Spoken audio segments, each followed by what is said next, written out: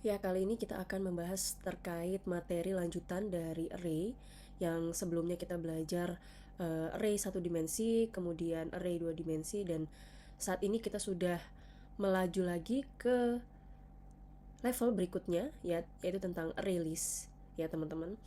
Nah, apa sih array list ini dan apa bedanya dengan array satu dan dua dimensi yang sudah kita pelajari sebelumnya? Ya, kalau array satu dimensi dan array dua dimensi kemarin kita masih perlu memasukkan panjang elemen arraynya. Ya, barisnya berapa atau mungkin kolomnya berapa untuk yang dua dimensi. Ya, kemudian kemarin ada juga yang dari teman-teman memberikan panjang elemen sekian atau mungkin sampai 100 untuk array satu dimensi.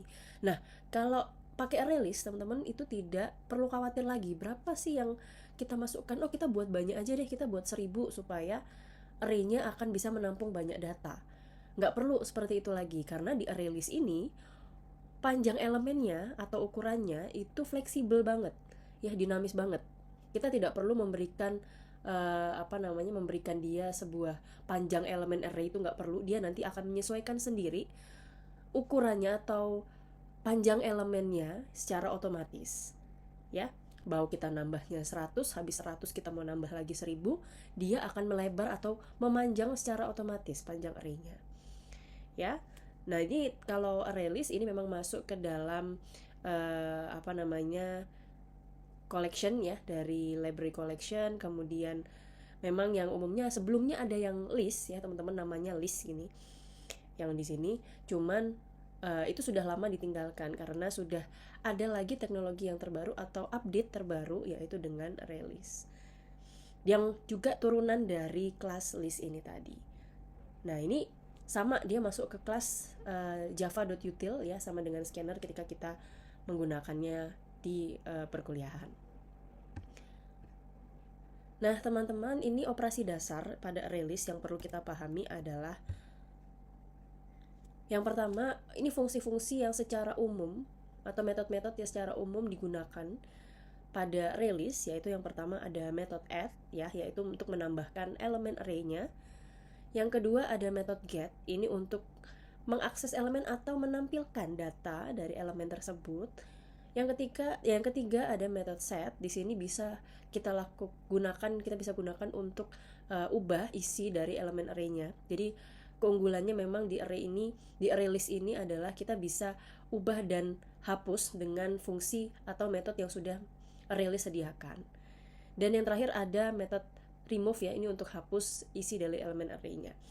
Nah, bahkan di array list kita bisa menghapus seluruh data atau seluruh elemen array, ya, pakai remove all.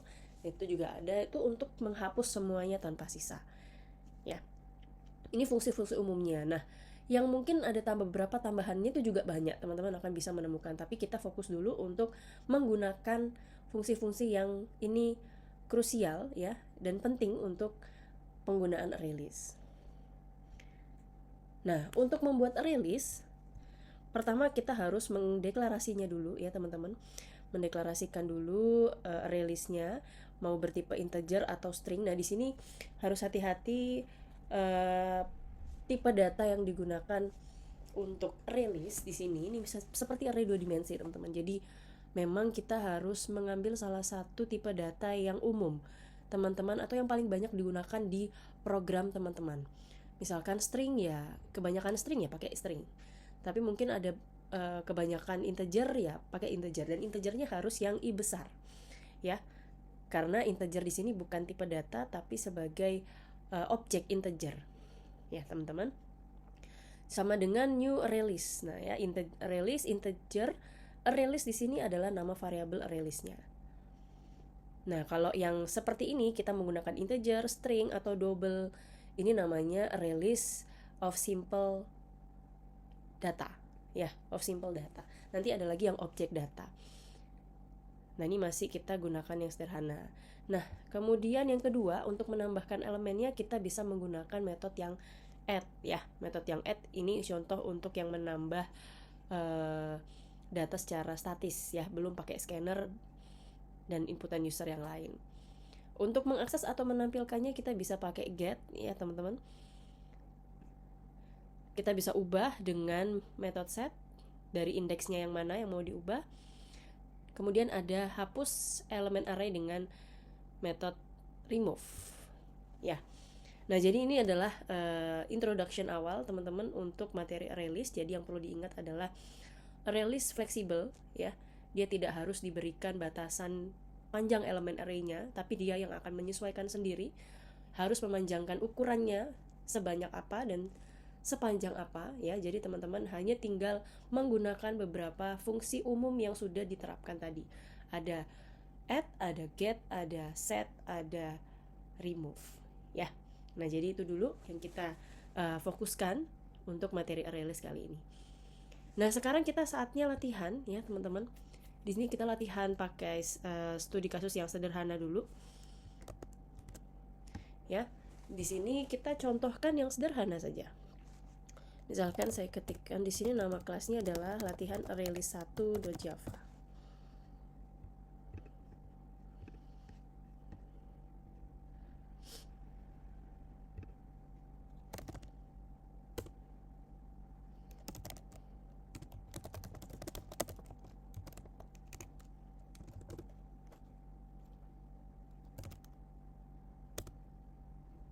Oke.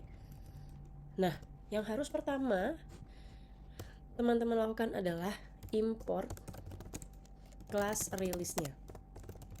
Ini dulu yang harus dilakukan ya. Import java.util.arraylist.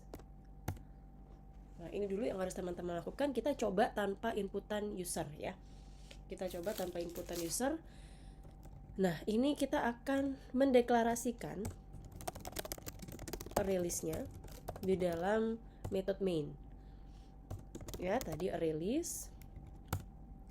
Kemudian tipe datanya apa? Ya. Saya pakai string di sini, kemudian saya buat ARR gini aja untuk menandai bahwa ARR ini merupakan variabel yang bisa diubah ya. Yang bebas sebenarnya. New ArrayList. Oke. Nah, kalau sudah kita mendeklarasikan ArrayList-nya, saatnya kita gunakan fungsi untuk tambah data. Nah, kemudian nanti kita lakukan ubah data dan hapus. Nah, kini di contoh kali ini kita nggak usah menggunakan contoh yang rumit gitu ya. Kita gunakan dulu saja untuk menginput nama teman-teman kita ya.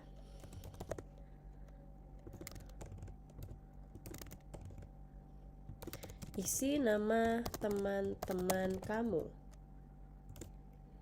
Kita isi di sini. Oke. Nah, kita untuk menambahkan teman-teman ini dengan statis ya. Kita bisa lakukan dengan method add.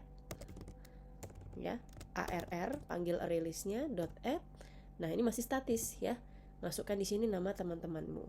Misalkan ada Nuri, ada Elang, ada misalkan Dion, contoh. Nah, kita punya 3 data ya yang kita masukkan, kita tambahkan ke dalam ArrayList-nya. Nah, untuk tahu data ini apakah memang sudah benar masuk atau tidak, saatnya kita cetak ya atau kita tampilkan. Nah, tampil data tadi ada beberapa contoh ya teman-teman. Bisa menggunakan method get ya, ini untuk menampilkan data untuk indeks tertentu. Bisa juga untuk yang tampil semua data. Ada 2, kalau yang get misalkan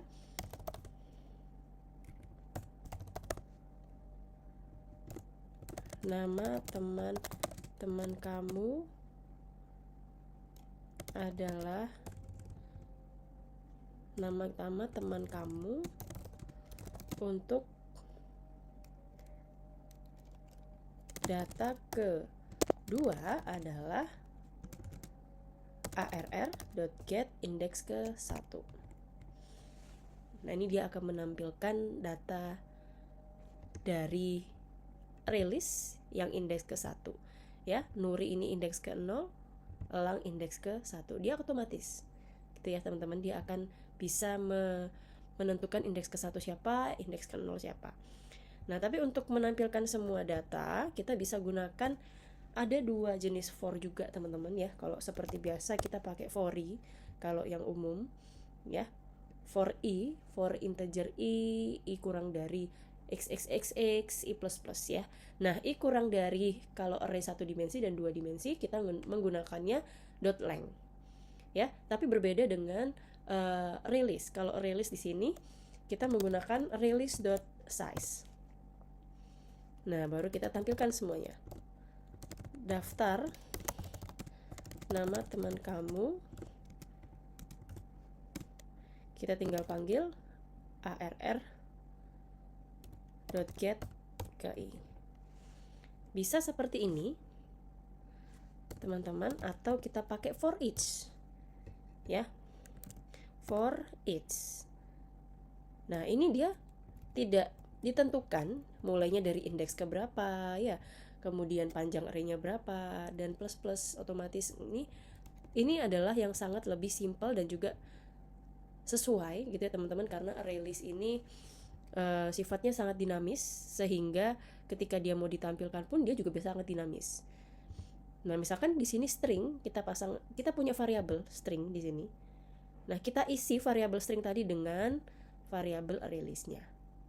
Jadi konsepnya hanya seperti itu. Ini bebas, ini misalkan nama, nggak apa-apa ya. Tinggal kita tampilkan seperti ini. Daftar nama teman kamu plus nama. Nah, gini aja sudah cukup ya. Kalau yang pakai for i, for integer i bla bla bla, di sini memang kita harus panggil array-nya sesuai indeksnya ya. Tapi kalau menggunakan for each ya, kita bisa langsung memanggil nama variabel yang kita gunakan untuk menampung array list kita. Nah, sekarang kita coba, kita jalankan dulu. Nah, ini tampilannya.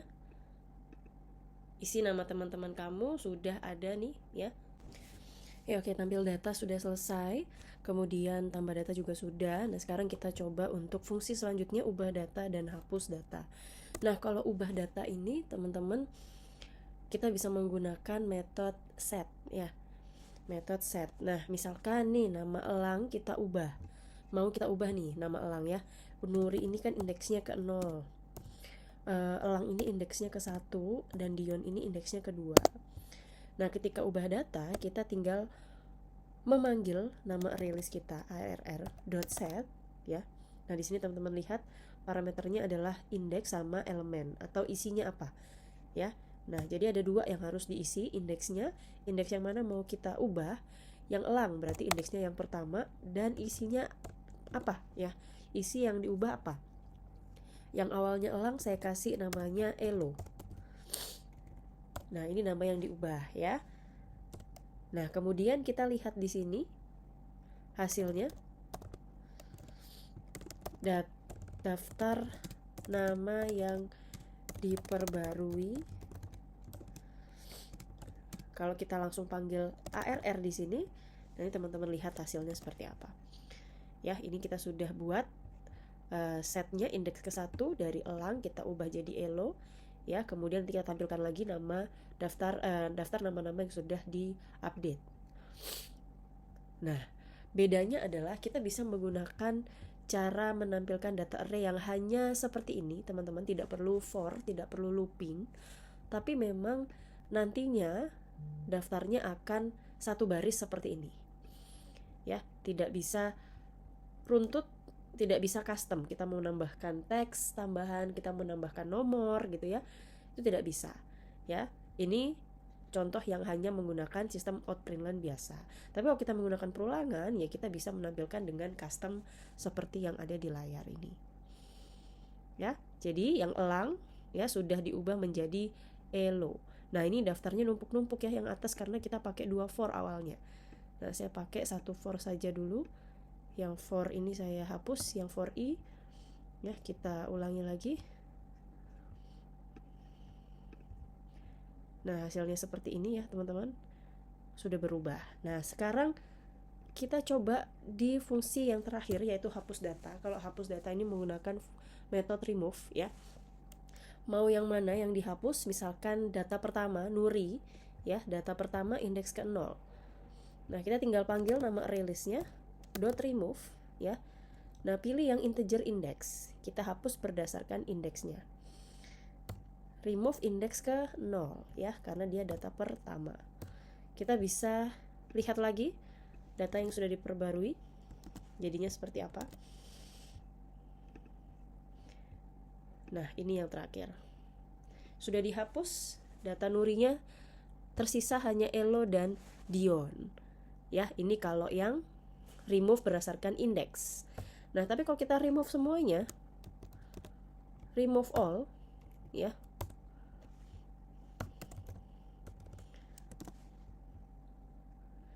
Kita remove all, nah ini jadinya kosong sekarang datanya. Tidak ada. Ya, kita ulangi lagi.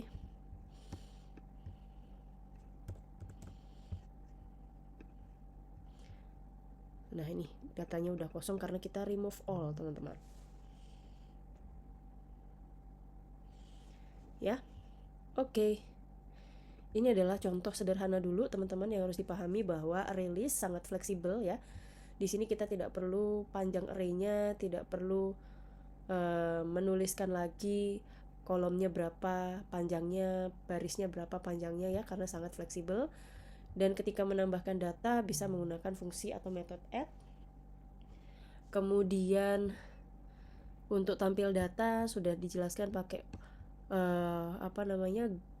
method get, dan juga bisa pakai for each ya. Ada ubah data pakai method .set dan remove pakai method hapus pakai method remove. Bisa juga ketika untuk menghapus semua data pakai remove all. Nah, ini untuk contoh pertama.